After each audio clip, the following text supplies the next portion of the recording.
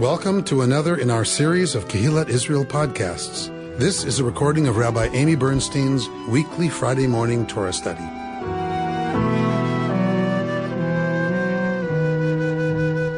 We're going to learn Torah because as when all this started, I told you that one of our teachers said, I know it's hard. I know you're distracted. I know you're exhausted, but it's important to ground ourselves by studying Torah. And he was brilliant in saying you don't have to study something new. If it takes too much energy, you can do what's called chazara, which is a return. Like you can review some material you've already learned, right? So the good news is we've learned this parsha before, once or twice, right? So we know where we are. We're going to orient ourselves to where we are in the Torah, but we're going to focus on a part, actually, it's not chazara. We're gonna focus on a part that I usually skip over. Even if I'm reading on the triennial, and I used to read religiously on the triennial until last year, so that it kept me honest about addressing every part of Torah, not just going with the ones that are easy to lidrosh, to talk about, right, and skip to the interesting stuff, and skip the stuff that isn't. But even in the triennial reading, I always skip this part. So oddly, I was drawn to it, and I've learned to just trust that little voice that says, dig in there. Like, why? I don't know. Okay. So I decided I'll dig in. And if I don't find anything, I'll move on, right? To more obvious stuff to interpret. All right. So that's to explain why we're going to dig in, where we're going to dig in. So we're at Lech Lecha. We're at this call to Abraham. We're at this call to Abraham, to Avram and Sarai to leave, everything they know, every place, every part of their life that they know, the country they've been in, the region they've been in, the language they've been in, the family they've been in. And it says that in the text, Eretz Moldatecha, the place that you were born, Beit Avicha, your home, meaning your ancestral home. So on all these levels, Avram is called to leave, and we're not going to focus there. That's why I haven't given you a page. So Avram is called to leave. And you have to wonder about the stuff that's not on the page. Like, what is the conversation between Avram and Sarai? Like, what's that conversation? Looking again? Like, what are you talking about? What are you talking about? Who told you we need to go? Right. The invisible Yud He Vav He, unpronounceable. You can't even tell me the name. Yivah told you. You needed, right. So a God we've never heard of in Mesopotamia, right, has spoken to you and told you we need to pick up everything and go somewhere. Where are we going again? Where's Abraham told he's going? To the place that we'll show you. At our age? At our age, right? So, right, it's interesting that it's not there because it's kind of a big conversation. Right, that you imagine what happened in a clan about picking up and moving and going. You don't know where you're going in a time and in a region where it's very dangerous to not have connections. It's incredibly dangerous not to have people who have your back. As we see, he's going to go to war in this parsha, Avram. So it's already kind of an interesting thing that we have no material on what that conversation is. But Avram accepts and goes. And we know that he goes to Canaan. He goes to the land of Canaan.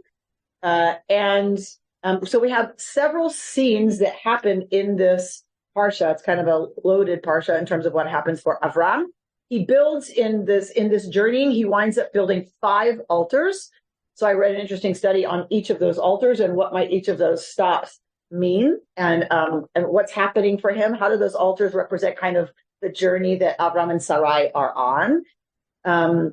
So we have that, and then we have he goes to war against 5 kings in the region. So we have Avram the warrior that we don't talk about a lot. Avram in the mystical tradition, in our spiritual tradition, is associated with chesed, with love. Avram is the embodiment of chesed for the rabbis. And so it's interesting that we also have Avram as Ish Milchama, the man of war, right? And he's successful. So that also tells you something about how many people he has with him. He's pretty wealthy. He's a sheikh, right? He's very wealthy.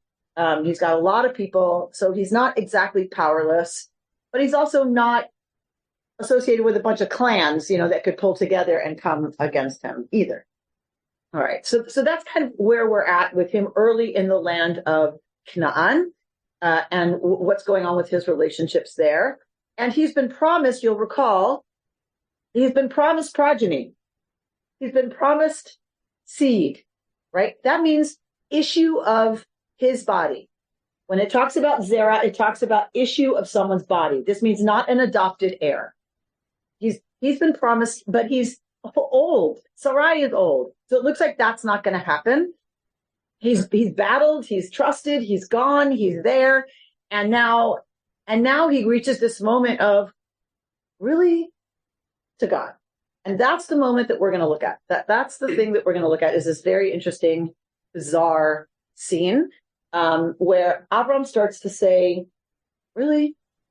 And we're going to look at the tone and tenor of what that looks like. Okay. So let's go to the text. We're going to go to 15:1. This makes this achar hadvarim ha'ela, after these things, after these events, means we're getting a scene that's set off from that. We don't know if it's 6 months later, 2 weeks later, the next morning, 20 years later. We don't really know, but it tells us that this is now we're in another thing. Another thing's happening, another thing's going on. It's not so connected to whatever just happened. Not that what just happened didn't happen and influence, who he becomes or whatever, but it's like, this is not totally related to what just happened. So we get this separate kind of set off scene, achar hadvarim ha'ela, after these things, hayad dvar Adonai el Avram, comes the word of God to Avram, right? His name is still Avram. And here comes the words of God. So first of all, we could ask, why? Why is God all of a sudden talking to Avram, right? Like why now? So then you have to look at what God says to maybe understand why God's talking right now. God says, Al tira Avram. Don't be afraid, Avram.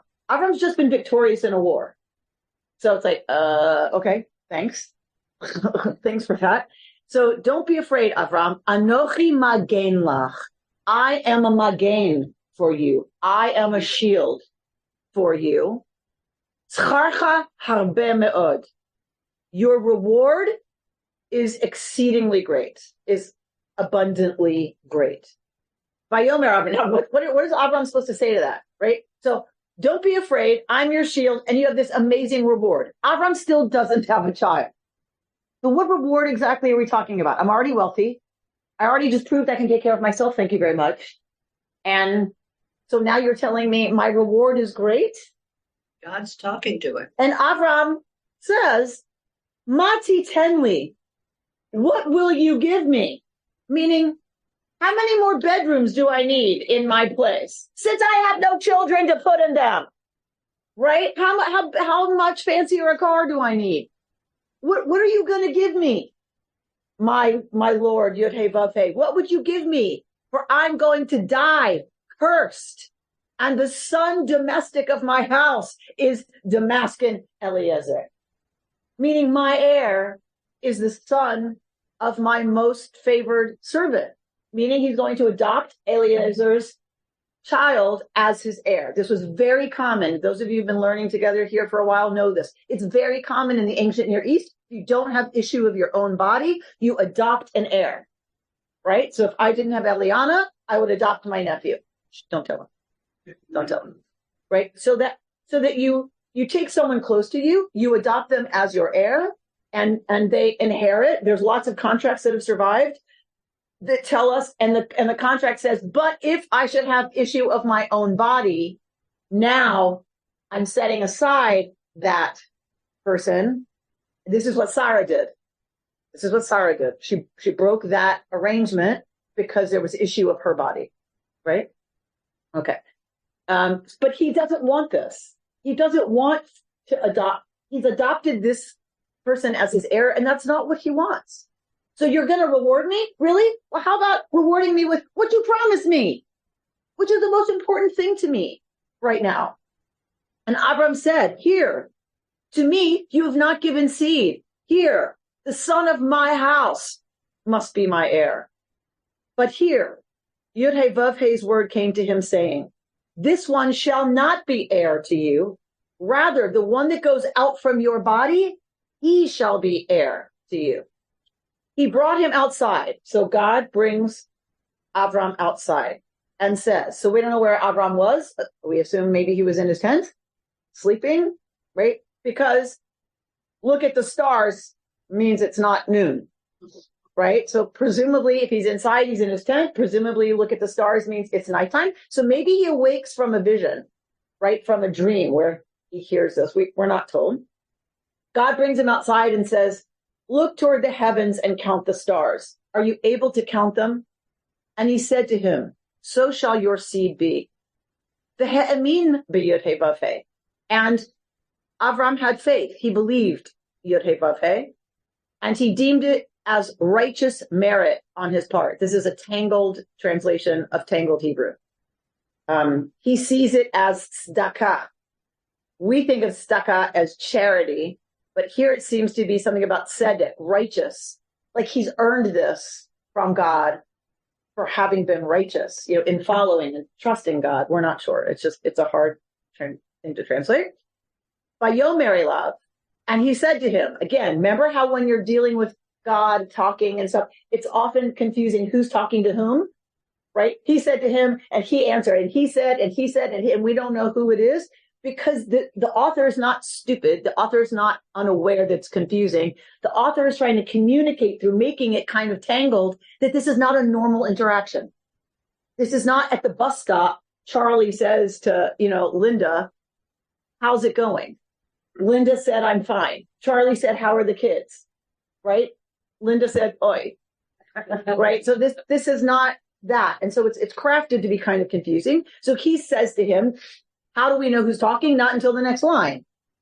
Ani Adonai, right? I am Yud-Heh-Vav-Heh, who brought you out of Ur of the Chaldees to give you this land to possess it. So now we can imagine, what is God's tone here, right? You know what they say when you're writing a text, never read tone into text or email? I do it all the time. So all the time. I have to take deep breaths all the time before I respond. So what is God's tone here, right? So look at the stars, count them, right? So shall your seed be. How does God know that Avram trusted? God must know Avram's heart because Avram doesn't say anything, right? And so then God says, look, here's my interpretation, right? One of them anyway. Look, I'm the one who brought you out of Ur of the Chaldees to bring you to this land to possess it, right? You're talking to God here. Do you think I can't make this happen? What proof does Avram have really of anything? So maybe God's saying, look, I'm the one who called you out here. I brought you out here. I'm not going to leave you here without what I promised you. Right? So we can imagine all kinds of ways that this conversation is unfolding. Avram, in true Avram tradition, Vayomer, but he said, Adonai Elohim, Lord God, Bama Eda ki irashena. How shall I know that I will inherit it? Meaning, you haven't given me a lot to work with. I've trusted you. We're here. We've done everything we're supposed to do. You keep promising. Ain't a lot of evidence, right? That this is actually going to happen. And he said to him, a very odd answer. God answers, fetch me a calf of 3, meaning age 3, a goat of 3, a ram of 3, a turtle dove, and a fledgling. Okay. That's God's answer to how will I know, right?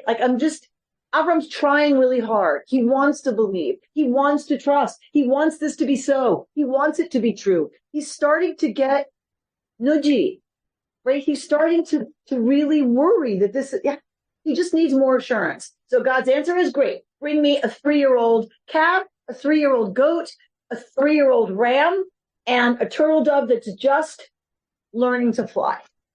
Okay. And he fetched all of these and have them down the middle. who halved it down the middle?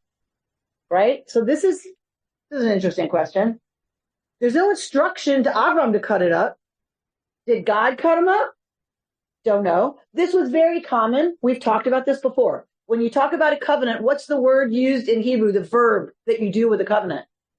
Koreit brit. You cut a covenant. You don't make a covenant. You don't sign a covenant. You cut a covenant. You cut a deal. You cut a deal. Comes from this. It comes from here.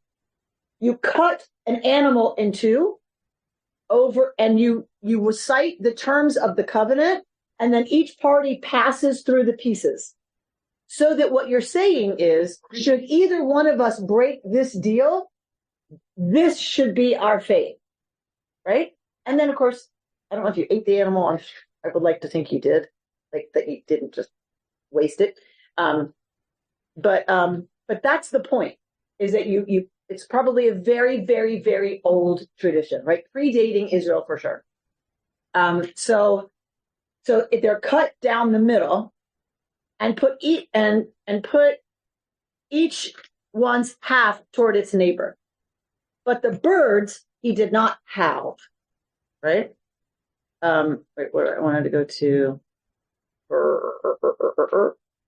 There are some who want to say that this is a vision, that it's the middle of the night. Abraham hears God's voice and hears this conversation unfold and then sees this scene. There are folks who are very uncomfortable with what's going on right now. It feels very pagan, right? It feels very not so Jewish. So even though we have it other places, the walking through it just feels very odd, right? That God and Abraham are cutting up animals and like having this conversation. So there are folks who want to say this is a vision that he has that's symbolic, right? All of this is symbolic. So Vayered Pragim Vayeshev Otam Avram. So vultures descended on the carcasses, but Avram drove them off. So you can see why this might seem like a vision, right? So here's all this drama, this bloody drama with these animals, with four. There's three animals cut in half. The fledgling is not. It's left intact. And then all these birds of prey come down, right? That's pretty scary. If you know birds of prey, they're pretty big. Think about Alfred Hitchcock's The Birds. Like, we don't think of them as so scary because we don't usually see this happening, that they're coming in for literally the kill.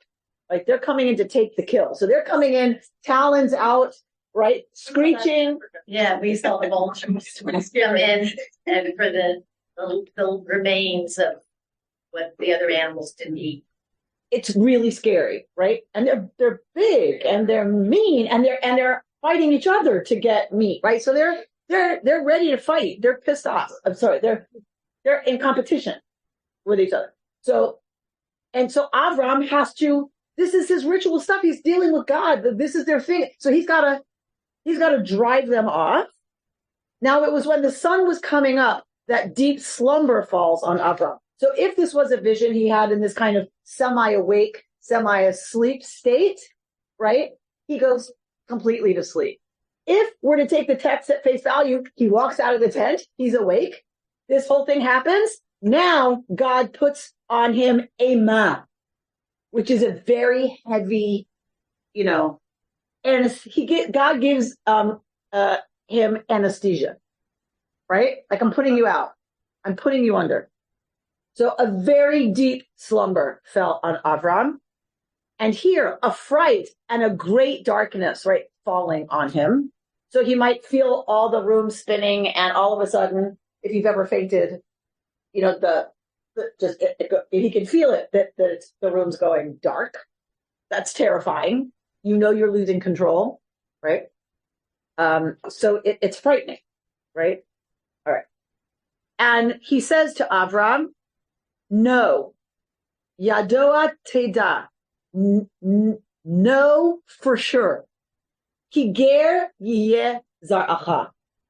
Your seed will be strangers. Be'eretz lo lahem. In a land that's not theirs. Ba'avadum. Right? And they will be enslaved. Ve'inu. And they will be oppressed. They will suffer. Right? They will be oppressed. Ve'inu otam. they will oppress them. Arba me'ot shana, 400 years. I should hold the question, but I just kind of can't. Like, how comforting do you think this is? Robin shaking her head. Not so much, God. V'gam et hagoy asher ya'avdu dan anochi. V'acharechen yetz'u b'chush gadol. But the nation to which they are in servitude, dan anochi, I will judge. And after that, after I'm done judging, they will go out with great property. And as for you, I would say as I guess means but. So, but you're going to come to your ancestors b'shalom, in peace. Meaning you're going to die without having seen any of this. This is not going to happen to you. This is going to happen to your grandchildren, great-grandchildren, whatever. And you will be buried b'seiva tova, at a very good old age. I don't know about y'all. I would rather it happen to me than to Eliana. Anything that's bad, I would rather have happen to me than to her, right? However sad and horrible something happening to ourselves is, and it is, I'm not saying it's not. I'm not minimizing that. Knowing your child is going to suffer and there's nothing you can do about it, there is nothing worse because you're helpless, right? So think about what Avram is hearing. You're going to be fine. But for 400 years, your offspring are going to be enslaved and they're going to suffer in a land that's not theirs. Remember, in the ancient world, if you're in a land not yours and you're suffering, I don't understand how this is God's reward. Go back to God saying that I'm going to reward you. Exactly. So I'm so glad you asked that. So that's why I found this year like fascinating, given where we are right now. I just can't read Torah right now without thinking about where we are. I just can't teach it as a distraction from what's going on. I just can't. I'm just constitutionally somehow unable. So to me, it was just like, right, they're going to be in a place that's not theirs and they're going to suffer terribly. So all I could think of, was our diaspora experience of being chased from one place to another. And here we are this morning. Someone sent me a text that on UCLA's campus, there's a huge graffiti that says, you can't run, you can't hide. We want Jewish genocide. Oh, this was on my daughter's college campus. I can't. Okay, we'll talk. Let's get through the text. Yeah, but it's even more precise description of American slavery. Yes. Years, exactly. Yes. So folks who are from, the Christian tradition, I'm sure, can look at this and read it that way. This for us is talking about the Jewish people because it's Avram and the covenant between God and Avram. So for us, it's about the Jewish people, and us studying it is about the Jewish people, but for sure, other peoples could read their story into this as well. But in the fourth generation, they will return here, for the iniquity of the Amorite has not reached full measure ad hena, until now. Meaning yet. So to your point, Betsy, that's where people focus on, it's going to be bad, but in 4 generations, in 400 years, they will come back here. Okay, so we're gonna look at it. Now it was when the sun... Generation is not 100 years. Oh. At least my impression is 20 years. Yeah. So Vador Revi'i. So it just says the 4th generation. That makes sense, right? Because beginning with Abraham, Abraham to Joseph is 4 generations, and then it starts. Isn't that what it's saying? Or that the time of enslavement will last 4 generations. But in the 4th generation, they'll return here. That means after suffering oppression in Egypt, right? And they're slaves 400 years in Egypt. So he's saying, if a generation is 20 years, that math doesn't work. Yeah, totally. So I honestly don't know. I didn't spend a lot of time looking there, so we'd have to look. I'm sure Safaria has what to say if we look there. Now it was when the sun had come in that there was night blackness, and here a smoking oven, a fiery torch that crossed between those pieces. Very bizarre. On that day, Yud-Hey Vav-Hey cut a covenant with Avram, saying, I give this land to your seed from the river of Egypt to the great river, the river Euphrates, the Kenite, the Kenizzite, and the Kadmonite, and the Hittite, and the Perizzite, and the Rephaites, and the Amorite, and the Canaanite, and the Girgashite, and the Jebusite. Right, that territory is going to now be given to Avram's offspring. Then we go into the whole story of Hagar. Okay, so this is a standalone episode. Are we missing part of the story? Possibly, right? Like this is like the night, the demon where Zipporah circumcises her son with a flint knife. It's kind of like, okay, it's like clearly this is a story that people understood. So we get the kind of condensed version because everybody knows the story and they know what it's about. We don't get it explicated here. He has a conversation, looks at the stars, then he goes into an a great dread that falls upon him because this darkness is falling on him and he's asleep. And then the sun comes up. Is he awake? Right? But there's a blackness. What's that? Right? But we see a smoking oven and a fiery torch and that crosses between the pieces. And as they cross, but as this fire crosses between the pieces, right? God says, the narrator says God's cutting a covenant with Abram at this moment. But what we hear as the fire passes through, I give this land to your seed from the river of Egypt to the great river, the river Euphrates, and all the territories, right, that are covered. And that's the end of the scene. Isn't it kind of unsettling that once again, in the very beginning, it's being put in a land that belongs to where other people are? It's not an empty place. Correct. Yeah. Correct. So the first thing I thought of when that came to my attention about connecting to today is that's always been the problem. That's always been the problem. We make it sound like this is the first time people have been displaced. We displaced the Native Americans. Like this is as long as there's been human beings that fill most of the places that are habitable. Every time someone moves and settles, it means they either are integrated into the population or they displace the population. It's not new. It's not new. And it's not just us. It's not just in Israel. It's not just here. All over Africa. It's all over Africa. It's all over the entire history of the entire world. Read Homo Sapiens by, what's his chap? Yuval Harari. Read that book. That's the only way you get it. As soon as there's a famine somewhere or this mass migration happens and everybody kicks out everybody, that's the history of human habitation. And I think we lose sight of that. We get so bogged down in the, Palestinians were there when we settled this time in 48. It just, and I want to remind us that there was an agreement. There was the Balfour Declaration. There was an agreement to divide the territory. Immediately, the Israelis signed and said, we'll take whatever we can get. And 5 Arab armies attacked. We forget this. And I'm not saying anything about right or wrong. I'm saying those are the facts. Yeah. That's what happened. There was an agreement to share the land by Israel and the world community, or most of the world community.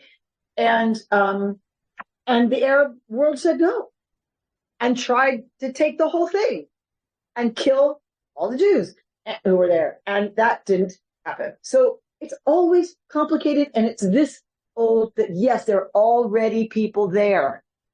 It's ironic that it's actually mentioned. I know. It leapt off the page to me. Yeah. All right. So let's see. There was a particular teaching about this that I really liked, that I resonated with given where we are in this moment. This is Rabbi Joshua Gerstein, who comes to exactly this scene. Do any of these tribes still exist? No. And we shouldn't either. We shouldn't exist either. These are all ancient peoples that once you lose your land, and if this didn't happen, they didn't lose their land because the Israelites took over. We know that. Early Israel was mostly converted Canaanites. So, this is a myth, but they But they did disappear. These peoples did disappear because once you're not sovereign on your land, what does it mean that you're Kenite or Edomite, right? If you're not sovereign on that territory anymore, your culture, your language morphs into whoever's in charge next, right? And so we should have gone the same way in 70 AD CE. You know, when the temple was destroyed and we were exiled from Israel, no longer sovereign, we should have gone away as the Israelites, like the Edomites and the Jebusites. Why didn't we? Why didn't we go away as a culture? Or Yes. Sheldon, I think you just made my month. I got to tell you, Sheldon, who walked into this room going, not sure this is going to be for me. Not sure Bible study's going to be for me. Just said, why didn't we go away? Torah.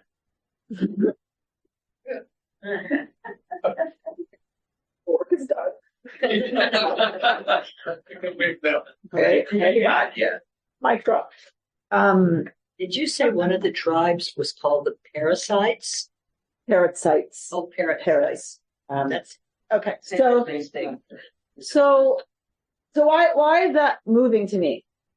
Because that's the answer. Because the rabbis who had been exiled in 586 to Babylonia and stayed in Babylonia, stayed connected to these texts. They stayed connected to these ideas and ideals. They could have moved on, and they did. They took a lot of the Babylonian stuff. That's why Rosh Hashanah is in the fall. They took a lot from the Babylonians and incorporated it. But they stayed. The way they talked about new ideas was to read them back through these texts and these practices, the Jewish ones. They reconstructed Israelite teachings into ones that could speak to them. They took new ideas and had the chutzpah to say, that's what Torah actually meant. Because of that, there was a thriving community talking about these things, using the Torah language of Hebrew and all of the things that we still know as terminology like tzedakah, right? Chesed, right? Mitzvah. They still used that language to talk about what they were doing in Babylonia. And because of that, when we were exiled, there was a thriving Jewish community. It wasn't Israelite. It was Jewish. They didn't know that. They only knew from Israelites and sending their money to the temple. Once that was no longer an option, Judaism emerges because they kept connection to Torah. That's how we're here. That means none of these other tribes had like a book or laws or rules that they had to live by. Correct. Once they were exiled, and look, most of the Israelites did too. Most of the Israelites, what is the word? Morphed. Morphed into whoever they assimilated into the Roman culture, the Greek culture. They wanted to be Greek. They wanted to be Roman. They did not want to be Israelite. They didn't want to be Jews. They wanted to be the dominant, privileged, ruling class, right? So most of them assimilated. Some didn't, but the Perizzites and the Edomites didn't have something that had already been flourishing in the diaspora that they could then use to keep themselves together as a group with a cultural identity. And that's what we're doing now. And that's what we're doing now, Sarah Musker, the wise matriarch, says, that's what we're doing now. Exactly right. Yes. I'm confused about the timing of when they had the Torah to access back when Abraham was going through all of this. And the Torah kept them together, but when did they have the Torah available to you? Avram didn't have Torah. No. He's a mythological figure. Yes. The Jewish people already had practices and texts and laws when the first temple was destroyed. Okay. Was it called Torah then? I don't know what they called it. But they had these stories. They had the Avram narrative. They had their organization. They had Genesis. They had those narratives. They had those stories. They had the Exodus narrative. Their lore. They had that. They had holidays. They had the things that they had written, that was written, and that some people want to say it's post-exilic, that Torah is post-exilic, that these things were written down after 586 BC. Some say it's very late, actually, that this is written down. But they had scrolls and texts that they studied. Was it this form? No. But they had things that were theirs that they studied, that they could continue learning, right, and referencing after the destruction of the first temple. And a lot of it was oral. Yes. Until it's written down, a lot of it is oral. All right. So let's look at Gerstein. Why is my screen not enlarging? Are you all seeing that at home? Yeah, it's up there, right? All right. So I've got it in the wrong format here. No. Control plus. Increase the percentage. Yeah. Yeah. Thank you. Amendment. Yeah, it's amendment. All right. Okay. So let's look at Gerstein. I know it's long, but I think it's really beautiful. And I checked to see when it was written, because I thought maybe it was this year. It wasn't. It was 8 years ago. There are several questions that arise from this text. First, why did God question God? Right? It's why? It says he trusted. We read, and he believed in God. So then, what is this questioning business? Right after it says he believed, Avram believed. Why believe in God's ability to deliver one miraculous promise, meaning offspring, but not the other? Meaning, how do I know I inherit the land? That my offspring will inherit the land. Secondly, how does the command take all these animals answer Avram's question? And finally, what's the deeper message? Right? That's what we care about. How does this have anything to do with our own times? So Rob Soloveitchik offers a fascinating insight into this text. And he says, Avram's not asking for how will I know, show me a sign, gathering knowledge, knowing. That's a Western understanding. Rather, knowing Adam knew his wife Eve. So we know from mystical tradition and biblical Hebrew that yada, to know, is a very intimate term. It's experiential. It's very intimate. To know someone, it doesn't have to mean sex. It means to really grok, is the only word I can think of. For those of you who know Heinlein, Stranger in a Strange Land. To grok someone, to really know them or know something, is to integrate it right into who we are. It's that kind of knowing, says Soloveitchik, that Avram is asking for from God. So therefore, it's not about expressing doubt in whether or not this would actualize. Rather, Avram is asking God, how will I love this land so much?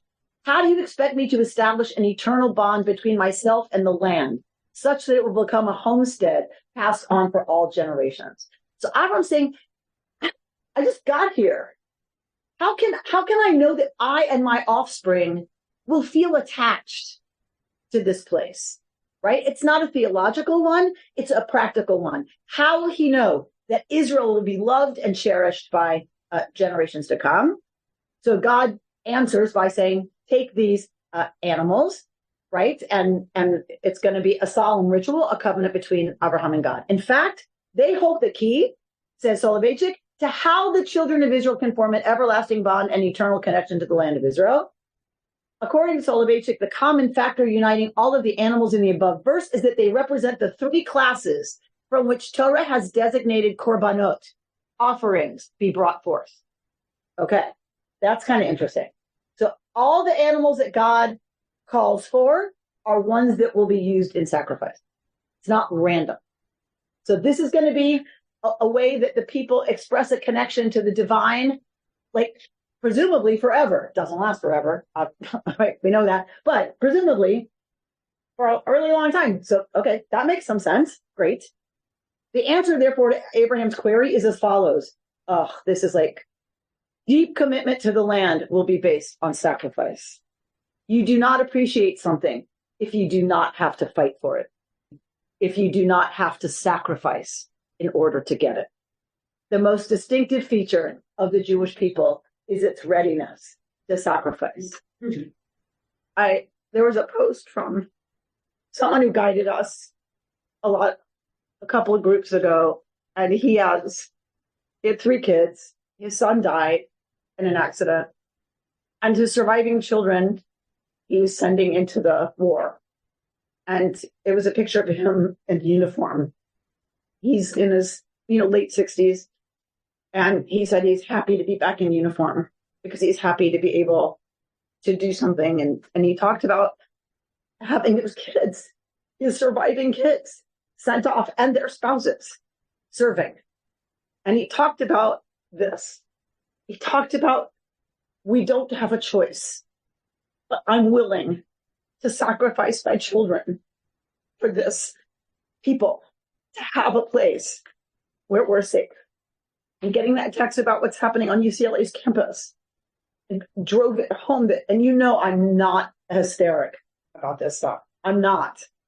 I believe we're safe here. I believe we're going to be safe here.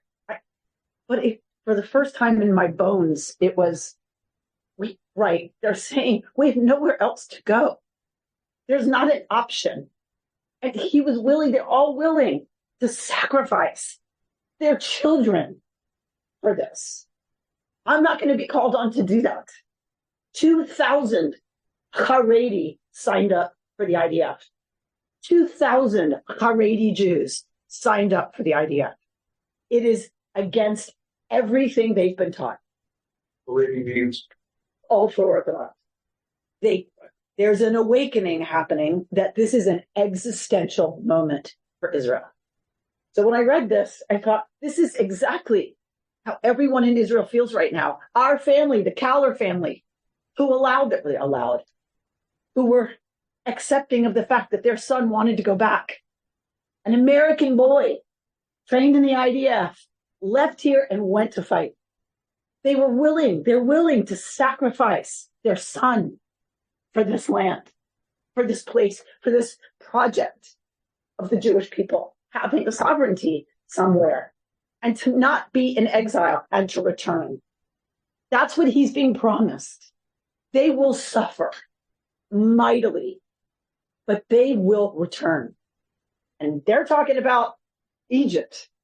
But I can't help but read this text absolutely about, hopefully, God willing, like the moment we're in is we will return and we will be victorious in holding on to the land. Because that's all we have right now, right? Is in this incredibly difficult, painful moment is hope that we're ready to sacrifice whatever it takes to come back and to hold it and to love it.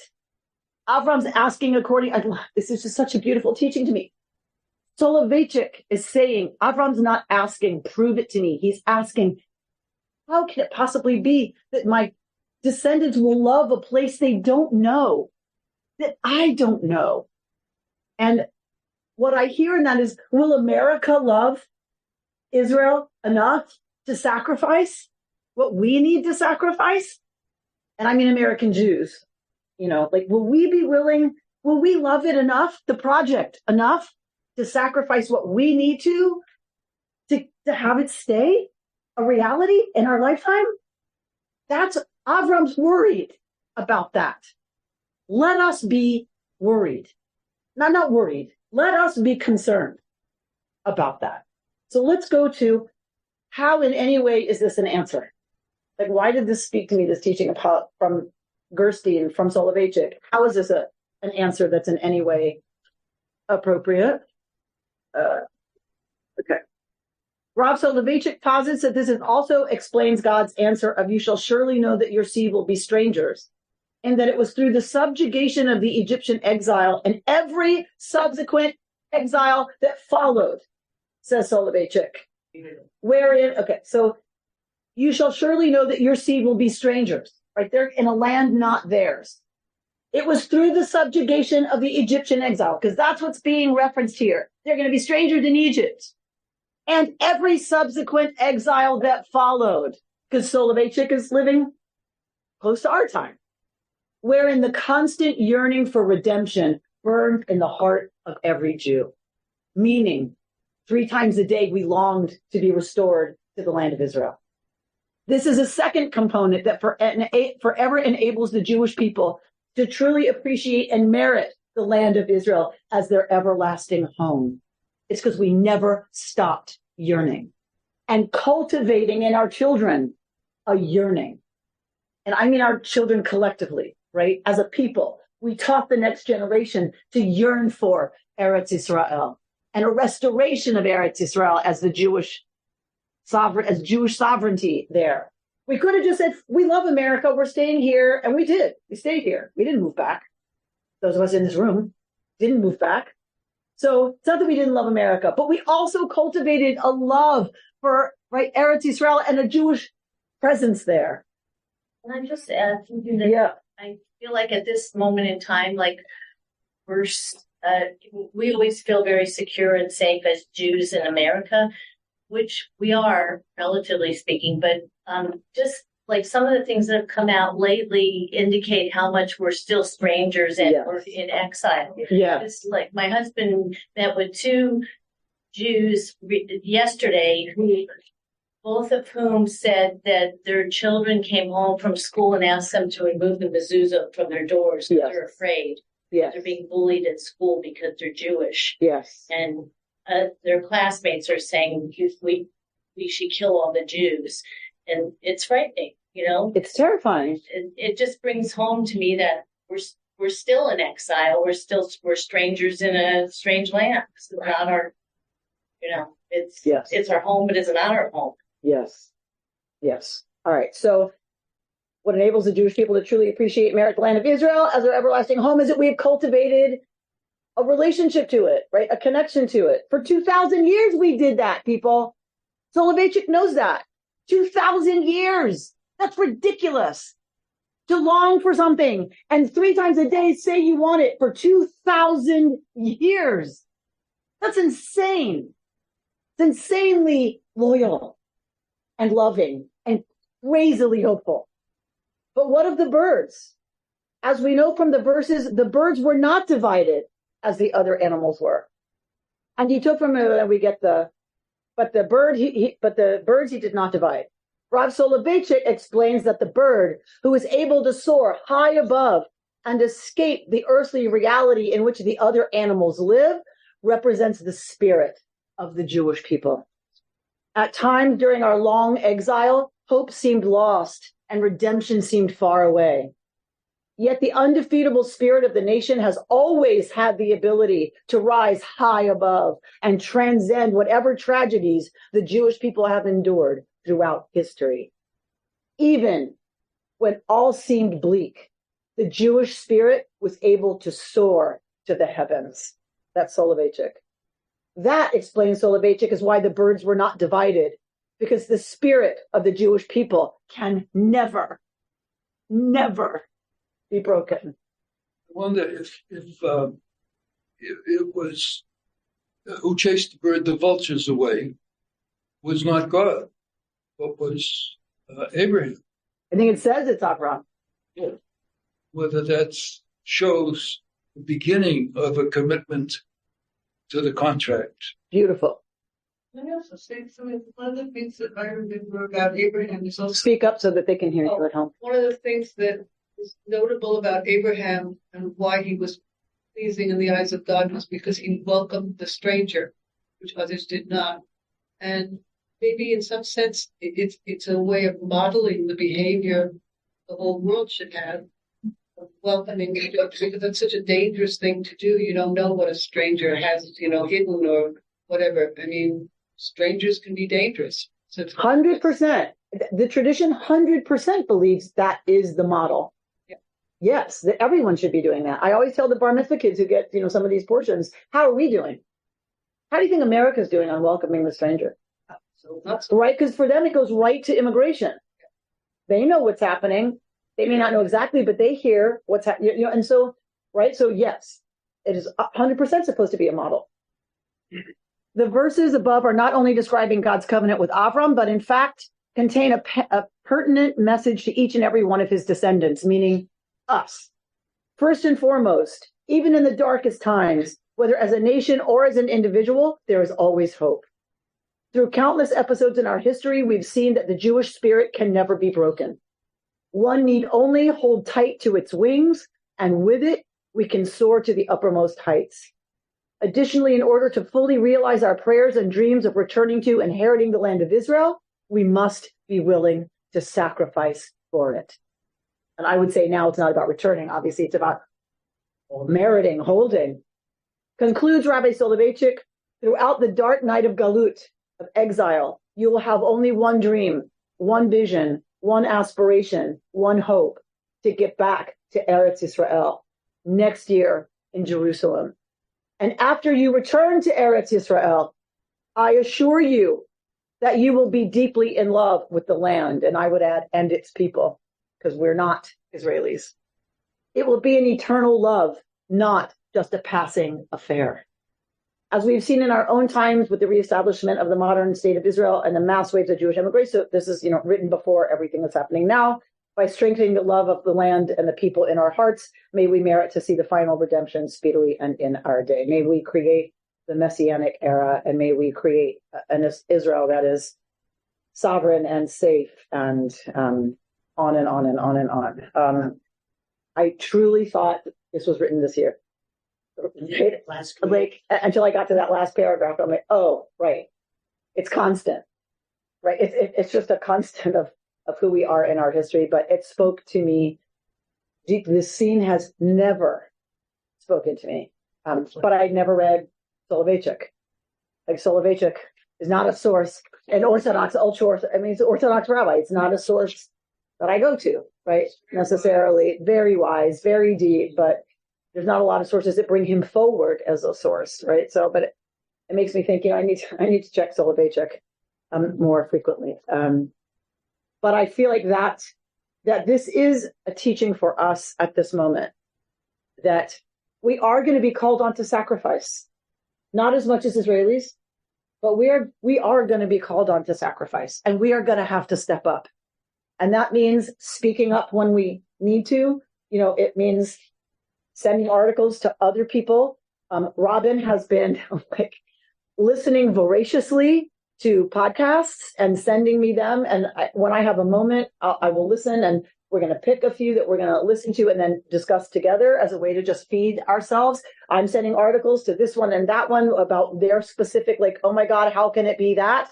So I just had the question. I was talking to a group of moms the other night at a home, because they're freaking out, and 25 of them, invited me to come speak.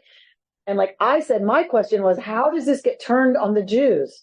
How does the slaughter of 1,400 Jews and the capture of 230 more, how does that get turned on us? And the answer, I know everyone says, is, well, it's always been there. This just wakens it. I'm like, that makes no sense to me. Duh, it's always been. I didn't say this to them. I was very respectful. But inside, I'm like, duh, anti-Semitism's always been there, and it's just looking for an excuse. I know that. That does not explain to me why Jews are slaughtered and anti-Semitism now has more. I don't understand this. I don't understand what's the connection. So I'm sent, so I asked the question to my Hartman group, and I got 2 articles right away in response. So if the smart people are writing articles about it, it means they need to explain it also. So I'm not such an idiot. It's just there, and Amy, you should know that. And it's how is it an excuse? How is the slaughter of Jews an excuse for anti-Semitism to rear its ugly head? It should be the opposite. It should be that you better shut up, because you know what just happened. You're gonna be politically corrected, canceled, if you say anything about the Jews right now. And it's the opposite. I don't understand. So anyway, so we need. And so I said this to the moms, and so they were like, after someone said, well, it's just anti-Semitism rearing its head because now it has permission, which made no sense to me. I'm going to send them all this article. That's what we have to do. We have to, where the questions are arising, where the doubts are arising, where the confusion is, where the pain is. We need to support each other. We need to sacrifice our time and focus and energy to do that. We need to sacrifice materially to support Israel and what she needs right now. We need to sacrifice whatever it's going to take, including our children's discomfort. There's a part of me that's sacrificing my child's naivete by not pulling her home from UCLA. And saying, I think you need to just come home for a bit and do your classes online. Because they can do all their classes online now. But I'm going to sacrifice her sense of safety and her innocence. She'll speak up. And that's a place they used to call it Juicy LA. right. But the other thing is everybody's so conditioned to all the what aboutism. That's what allows this to take hold. And what about the Palestinians? You know, it's just everything in our world now is what aboutism. So this just fits right into that. And it also fits into the anti-Semitic trope. They brought it on themselves. Exactly.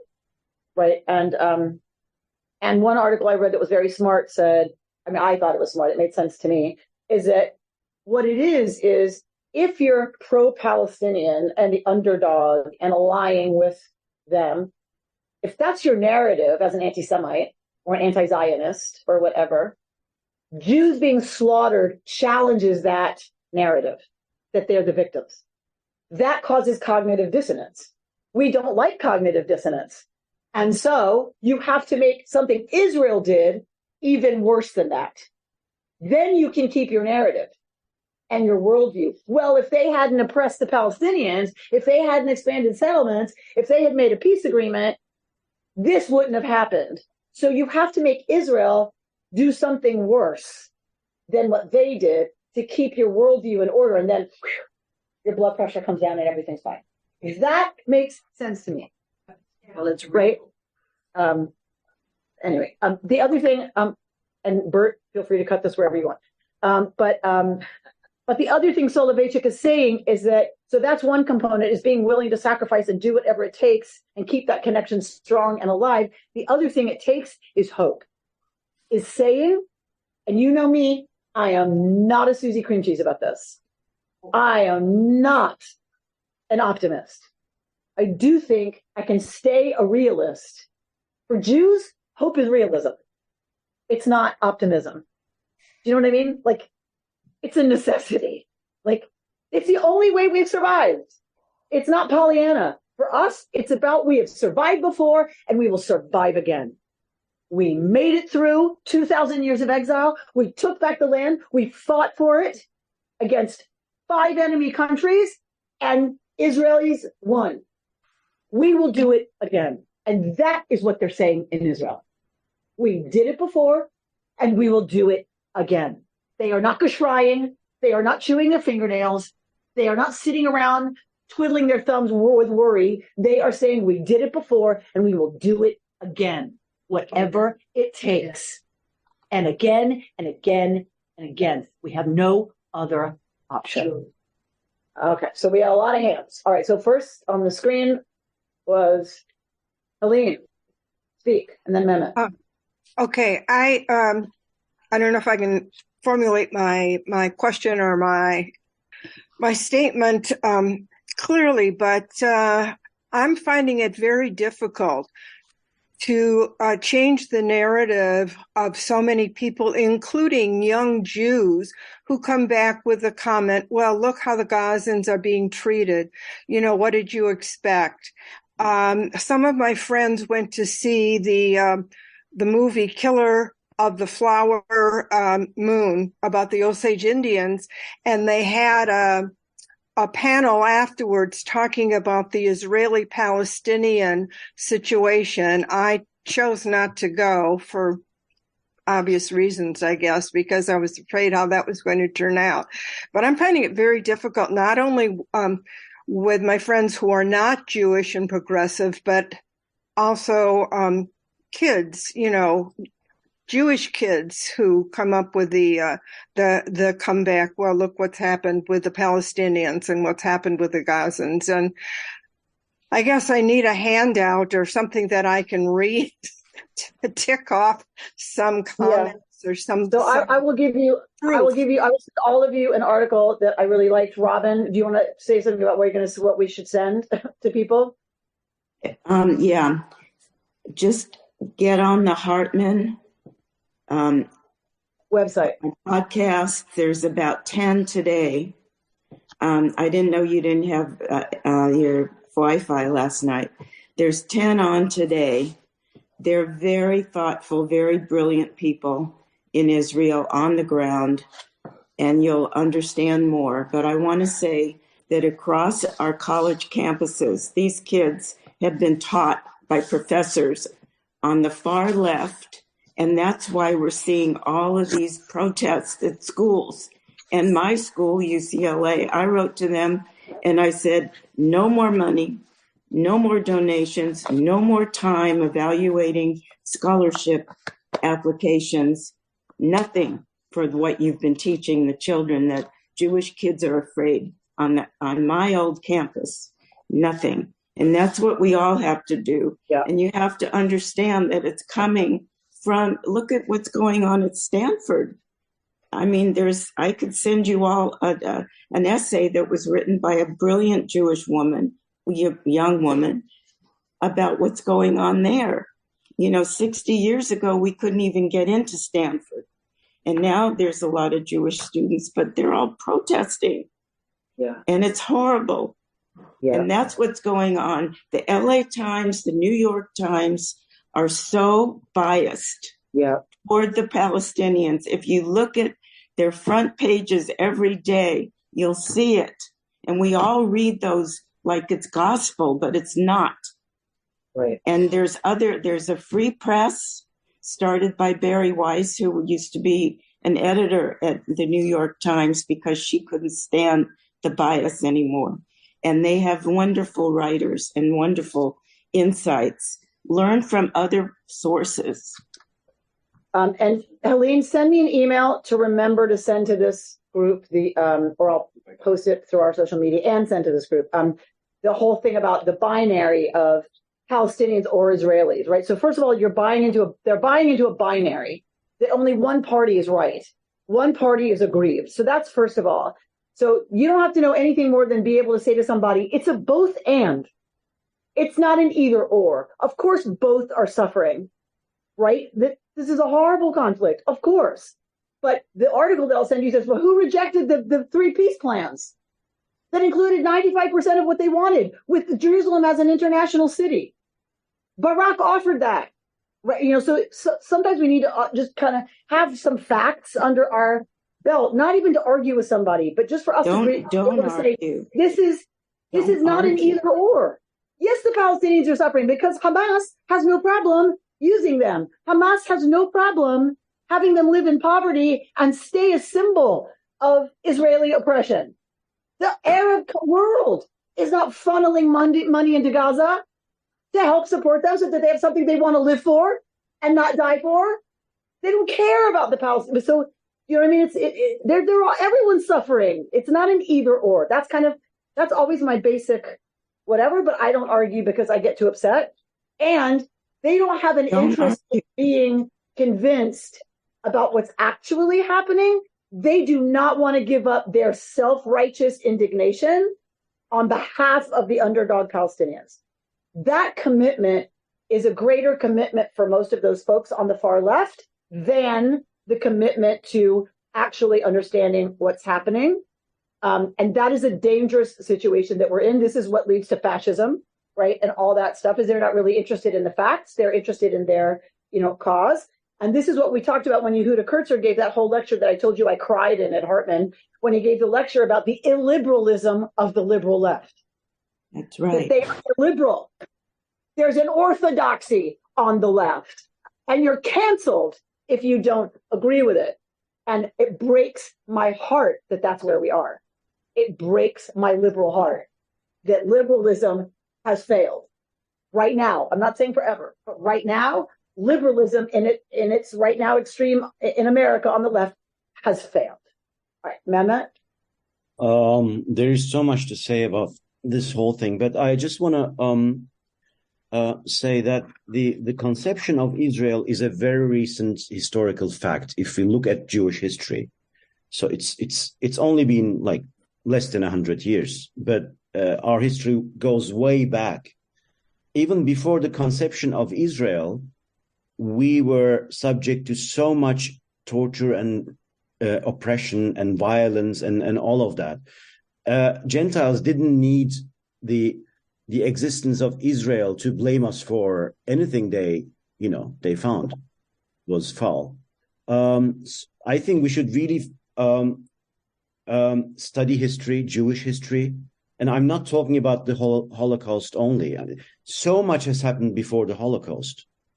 And we have to teach our children about Jewish history in detail, so they know it's not because of Israel or Israeli politics what is happening to us. These things happen to us all the time. So we have to maintain the sanity and the integrity of the Jewish mind, not only in Israel, but also in the diaspora. That's what really counts for me nowadays. Amen, amen. Dana? So in response to that, so when is the right time to teach our children? The wonderful Torah stories. When is the right time? Because I have a 11-year-old middle schooler granddaughter who experienced something at her middle school now. And it's time to tell her, but time to tell her what? The reality of anti-Semitism and Jew-hating people. Right. We shelter our kids from it. Yeah. Now it's, you go to college, it's in their face. So my question after Mehmet's comment is, when is the right time to start teaching them all that history of the constant hatred of the Jewish people? Right. So, well, first of all, we don't just gonna dump that on them, right? That's a lot. So I think we need to follow their lead the same way we did when they were little, is to answer the questions they ask and use anything they say as an opening to gently start even introducing them to the concept of the fact that there's been anti-Semitism throughout history, right? But we have to kind of follow their lead and see what they're able to hold and what they're able to handle, right? We can't just, and I know you're not suggesting this, you're a teacher, you're a master teacher, I know that, but I'm saying the temptation is to say, okay, here's anti-Semitism 101. First they did that, right? And it's like, we can't do that to them. So we have to figure out, how do we, if she expresses something, to follow up on that and see what she says in response. We have to start gently and slowly. But my point, introducing them to the fact that it's not new. Before they get to college, they need that 101 before they get to college. I know, I understand that. Right, but my kid is in college. I can't sign her up for anti-Semitism 101, and I'm not going to sit her down and give her that course. But she's been around it. That's the other thing. Don't minimize what they've absorbed from being around, Jewish people and Jewish community. My kid has absorbed something about, we've not always had it easy, right? This is not the first time. They have some awareness of the Holocaust. They have some awareness of prior, discrimination and oppression. So even sitting around the Haggadah, the Seder table, and talking about being slaves in Egypt, they have some awareness, and it's about building, I think, on that awareness in ways that they can handle, because we don't want to traumatize them, but we don't want to shelter them so much anymore necessarily either. You've been listening to Rabbi Amy Bernstein's Friday morning Torah study from Kehillat Israel in Pacific Palisades, California. For more information, go to our website, www.ourki.org.